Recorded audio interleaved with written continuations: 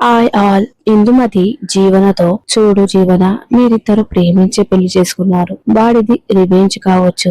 అలాగని చెప్పి వాడు నిన్ను కొట్టట్లేదు, తిట్టట్లేడు, మారమని అంటున్నాడు. నేనెందుకు మారాలి? వాడు కోరుకునే మార్పు నువ్వు కొట్టిలా అందరితో కలిసిపోవాలని. అప్పుడు జీవన, దానిలా నేను ఎప్పుడు ఉండలేను. అది మంచితనంతో మనుషులను మోసం చేసే రకం. నేను అలా కాదు. అది ఏ రకమైన నువ్వు నేను అనుకున్నది జరగాలంటే నీ మొగుడు నువ్వు చెప్పినట్టు వినేలా ఉండాలి. అప్పుడు అన్నదమ్ముల మధ్య గొడవ పెట్టి ఆదిత్య కుట్టిని ఇంట్లో నుంచి బయటికి పంపించేసి అదే టైంలో నువ్వు ప్రెగ్నెంట్ అయ్యావంటే మీ అత్తగారు కుట్టిని మర్చిపోతుంది. ఆ తర్వాత కుట్టిని పూర్తిగా దూరం చేస్తాం. అలాగని ఆదిత్యకి దగ్గర చేస్తాం. ఇక ఆ తర్వాత ఆ ఇంటికి ఆ ఆస్తికి నువ్వే యజమానురాలివి అని చెప్పి అనగానే ఇక ఇదంతా విన్న జీవన, ఇదంతా జరుగుతుందంటావా పెద్దమ్మ అని అంటుంటే, నువ్వు ఈ పెద్దమ్మని ఫాలో అవ్వు, అన్ని అలానే జరుగుతాయి. ముందు కుట్టికి ఎలా ఉందో తెలుసుకో. సరే పెద్దమ్మ, ఉంటానని చెప్పి కాల్ కట్ చేస్తూ ఉంటుంది. ఇక డాక్టర్ ఆనందిని చెక్ చేసి ఆనందికి ఇంజెక్షన్ ఇస్తూ ఉంటుంది. ఇక అందరూ అలానే ఆనంది వైపు చూస్తూ ఉంటారు. ఇక జీవన మెల్లిగా అక్కడికి వస్తూ ఉంటుంది.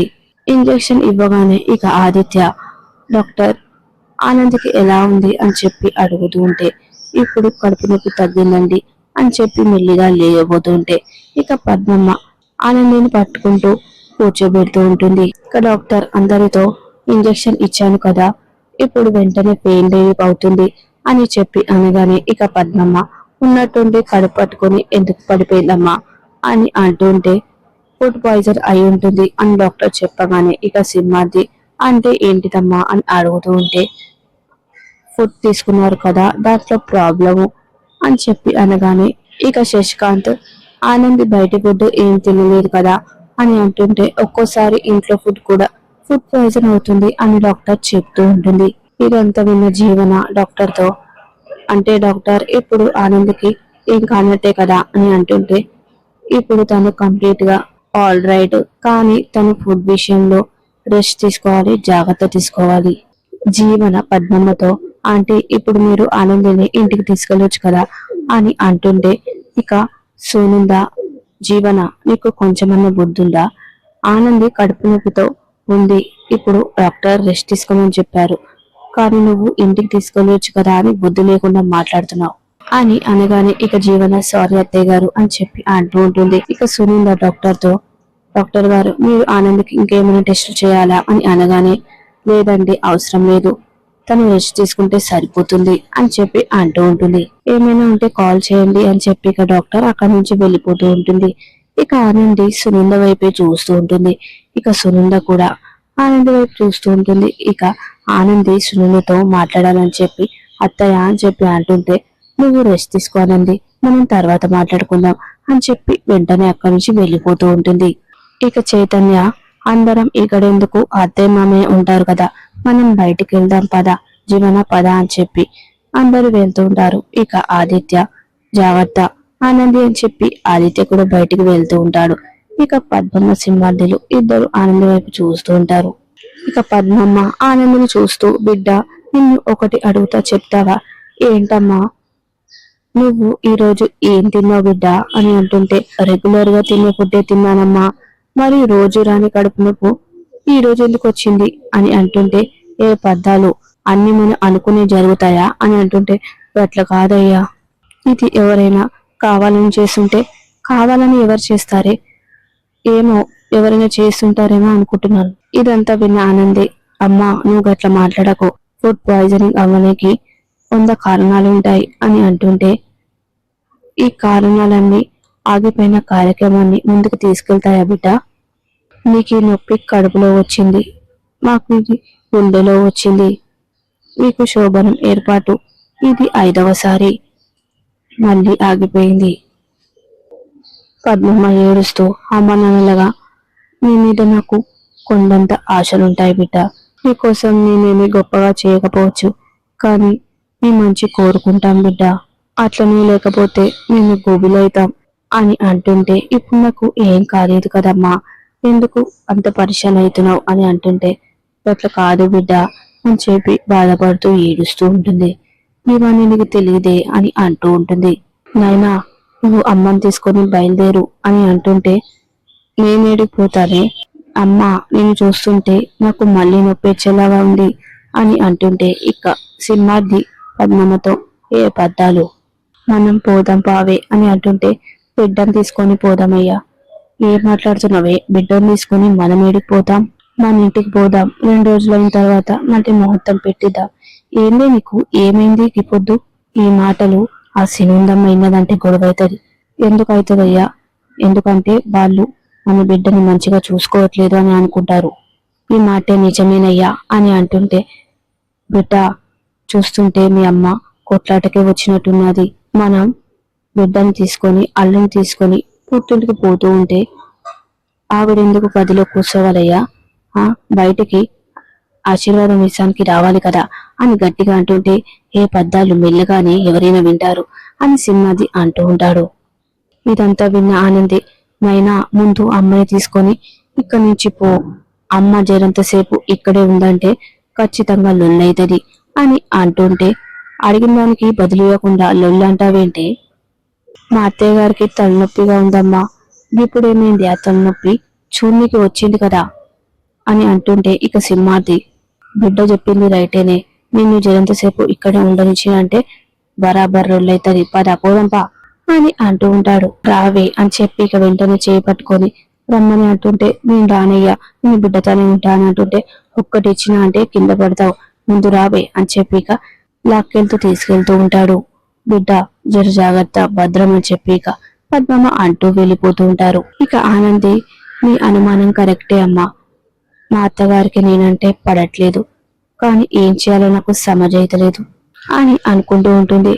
ఇక శశికాంత్ సునంద దగ్గరికి వచ్చి సునంద అని చెప్పి అంటూ ఉంటే, ఇక సునంద అక్కడి నుంచి వెళ్ళిపోతుంటే, సునంద, మేము కూడా మనుషులమే, మాతో కూడా మాట్లాడవచ్చు అని అనగానే, మీరు మామూలు మనుషులు కారు, మీతో మాట్లాడేంత స్థాయి నాకు లేదు అని చెప్పి అంటుంటే, నువ్వు నన్ను అర్థం చేసుకోపోయినా పర్వాలేదు, కానీ మిగతా వాళ్ళని బాధ పెట్టకు అని అంటుంటే, అప్పుడే ఇక జీవన అటువైపుగా వెళ్తూ ఒక్కసారిగా శశికాంత్ చెప్పిన మాటలు విని అక్కడే ఆగిపోయి వింటూ ఉంటుంది.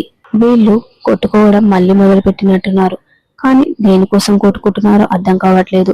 ఈసారి మంచిగా విని దేనికోసం కొట్టుకుంటున్నారో వినాలి అని చెప్పి అక్కడ నిలబడి అంతా వింటూ ఉంటుంది. నేను ఎవరిని బాధ పెడుతున్నాను అని సునంద అంటుంటే, ఈ కోడల్ని ఎందుకు ఆశీర్వదించలేదు? కారణం ఏంటో నీకు తెలుసు, నన్ను అడగాల్సిన అవసరం లేదు, కానీ వాళ్ళు బాధపడుతున్నారు. ఇంటి క్షేమం గురించి నువ్వెంత గొప్పగా ఆలోచిస్తావో ఆనంద్ కూడా అంతే గొప్పగా ఆలోచిస్తుంది అని శశికాంత్ అంటుంటే, ఇక జీవన, అందుకే కదా దాన్ని ఇంట్లో నుంచి గెంటేద్దాం అనుకుంటున్నాను అని మనసులో అనుకుంటూ ఉంటుంది. అది విన్న సునంద, ఆనంది ఎంత గొప్పగా ఆలోచిస్తుందో నాకు గౌరవం ఇవ్వనప్పుడే అర్థమైంది, దయచేసి అలాంటి మనిషిని నాతో పోల్చకండి అని అంటుంటే, తనకి ఏం తెలుసని నీ మనసు అర్థం చేసుకోవడానికి? మనసు అర్థం చేసుకోకపోయినా మాటలైనా అర్థం చేసుకోవాలి కదా, అర్థం చేసుకునే విధంగా నువ్వు ప్రవర్తించావా అని అంటుంటే, నీ ప్రవర్తన సరిగ్గా ఉండుంటే నా ప్రవర్తన కూడా సరిగా ఉండేది, అంటే ఇప్పుడు నువ్వు పూర్ణిమ గురించి మాట్లాడతావు అంతే కదా అని శశికాంత్ అంటుంటే, ఏంట్రా వీళ్ళు ఎంత కన్ఫ్యూజింగ్ గా మాట్లాడుకుంటున్నారు, ఏం అర్థం కావట్లేదు, ఈ పూర్ణిమ ఎవరు అని చెప్పి అనుకుంటూ ఉంటుంది. అప్పుడు సునంద, నేను మాట్లాడను, కానీ మాట్లాడేది చేసింది మీరు అని అంటుంటే, నేను పూర్ణిమ కేసు ఆనందిని బాధించమని నేను చెప్పానా అని అంటుంటే, ఇక సునంద, అవన్నీ నాకు తెలియదండి, ఏమీ తెలియకుండా ఎవరు చెప్పకుండా పూర్ణిమకి ఆనంది బెయిల్ ఎలా ఇస్తుంది అని అంటుంటే, ఇక జీవన మనసులో పూర్ణిమ ఎవరు, తనకు బెయిల్ ఇవ్వడం ఏంటి అని అనుకుంటూ ఉంటుంది. ఇవన్నీ ఆనందికి తెలియకుండానే జరుగుతున్నాయి సునంద, నేను రుజువులు సాక్ష్యాలు అడగడం లేదు కదా అని సునంద అంటుంటే, అలాగని నువ్వు నమ్మట్లేదు కదా, నమ్మకపోవడం వల్ల నష్టం నీకెందుకు అని అంటుంటే, నష్టం నాకు కాదు మన పిల్లలకి, మిగతా విషయాలు పక్కన పెట్టి నువ్వు వాళ్ళని దీవించి పంపించుంటే ఇలా జరిగేది కాదు, నా మాటలు లెక్క చేయని మనిషికి నేనెందుకు దీవించాలి అని సునంద కోపంగా అంటూ ఉంటుంది. అప్పుడు శశికాంత్, సరే మీ కోపం పోవాలంటే నేను ఏం చేయాలో చెప్పు. మీరు నా ముందు నటించకండి. మీరు చేయాల్సినవన్నీ చేస్తున్నారు. మీరు 100 విషయాల్లో 100 నమ్మకాలు సంపాదించుకున్నారు అనుకుంటే ఒక్క విషయంతో ఆ సంపాదించిన నమ్మకాన్ని పోగొట్టుకున్నారు అని చెప్పడంతో శశికాంత్ అలానే షాక్ అయి చూస్తూ ఉంటాడు. చూడు సునంద, ఇట్స్ మై అంబల్ రిక్వెస్ట్. నువ్వు ఆనందిని ఏమి అనకు. ఆనంది పూర్ణిమకి బెయిల్ ఇవ్వకపోయింటే మీరు ఇంతలా సపోర్ట్ చేసేవారు కాదు. దీన్ని మీరు ఎన్ని రకాలుగా సమర్థించుకున్నా నేను నమ్మను. అది కాదు సునంద అని అంటుంటే, నేను ఏది నమ్మను. అయినా మీ కోడలు బాధపడడానికి కారణం నేను కాదు. ఇది ఆగిపోవడానికి కారణం ఏంటో డాక్టర్ గారు చెప్పారు కదా. ఫుడ్ పాయిజన్ వల్లే తనకి కడుపు నొప్పి వచ్చింది.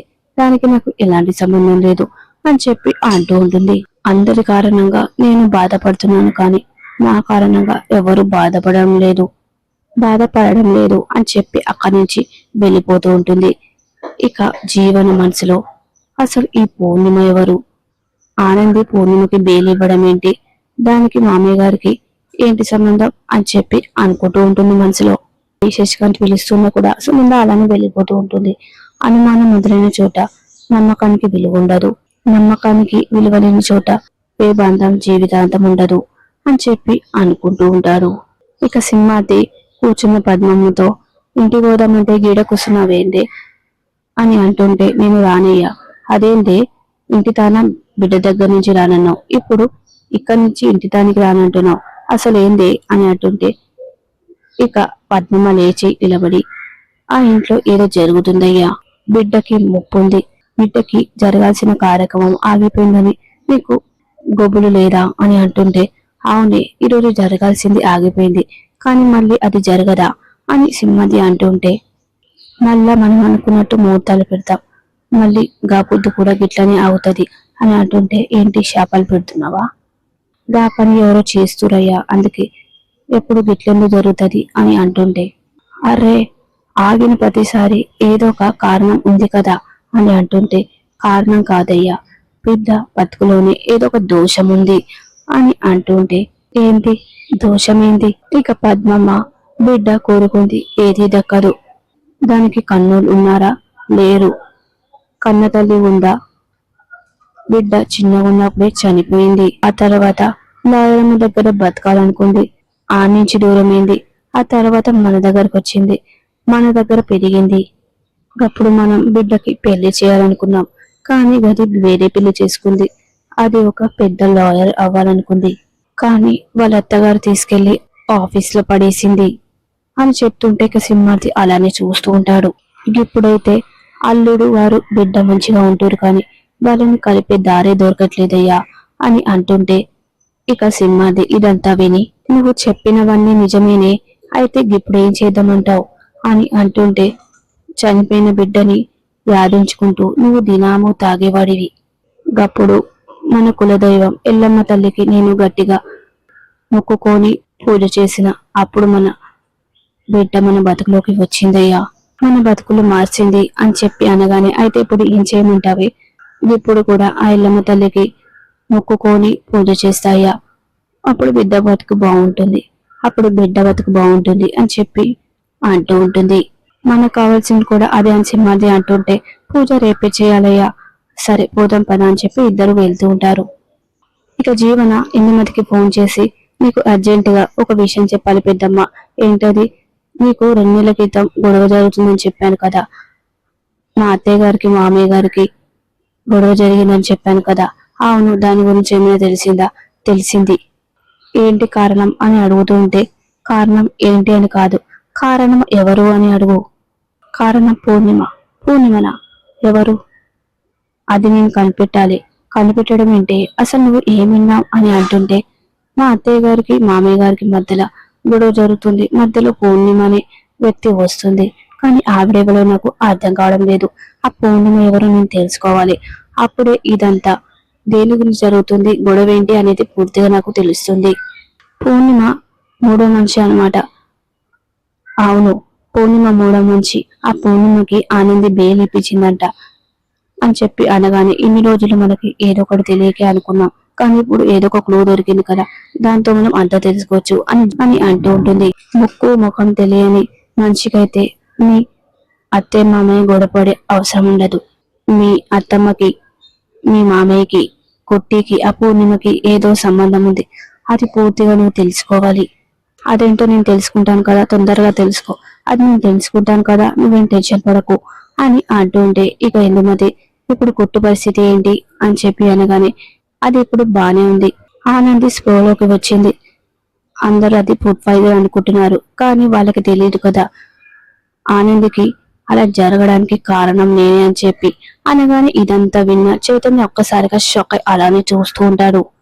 మందు కలిపిన పాలు ఇవ్వకపోయి ఉంటే ఈ పాటికి ఆవిడ గారు పుట్టింటికి వెళ్ళి అక్కడ ఎంజాయ్ చేస్తూ ఉండేది అని చెప్పి అనగానే అటుగా వెళ్తున్న ఆనంది కూడా జీవన మాటలు విని ఒక్కసారిగా షాక్ అయి అలానే చూస్తూ ఉంటుంది.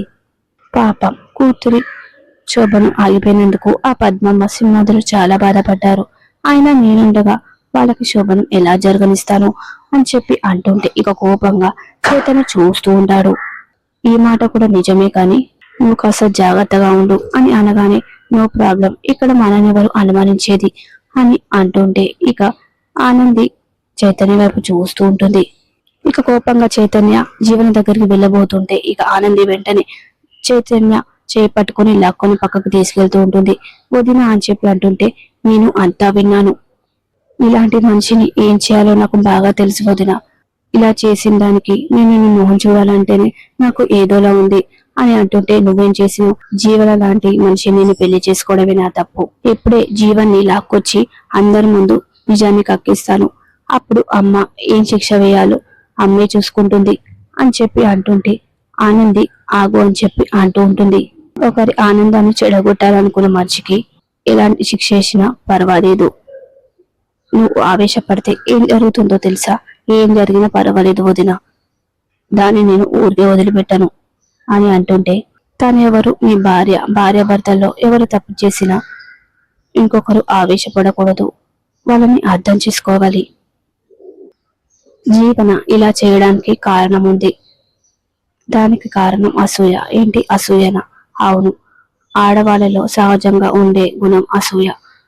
మనకి లేనిది పక్క వాళ్ళకి ఉంటే దాన్ని అసూయ అంటారు. అసలు అసూయ దేనికి వదిన అని అంటుంటే నిజానికి మన ఇద్దరి జంటకి అత్తయ్య గారు మోటార్లు పెట్టించి శోభనం కూడా ఏర్పాటు చేశారు. కానీ ఆ తర్వాత పెద్దవాళ్ళకి కాకుండా ముందు చిన్నవాళ్ళకి పిల్లలు పుడతారని చెప్పి పెద్దవాళ్ళకి ఈ కార్యక్రమం ఏర్పాటు చేశారు. ఇలా మాకు ఈ కార్యక్రమం పెట్టడానికి కోపంతో అసూయతో అత్తయ్య గారు వాళ్ళ గురించి ఆలోచిస్తారా, మా గురించి ఆలోచించరా అని చెప్పి తను మనసులో అసూయ పెంచుకుంది. అందుకే ఇలా చేసింది. మీరిద్దరు ప్రేమించి పెళ్లి చేసుకున్నారు.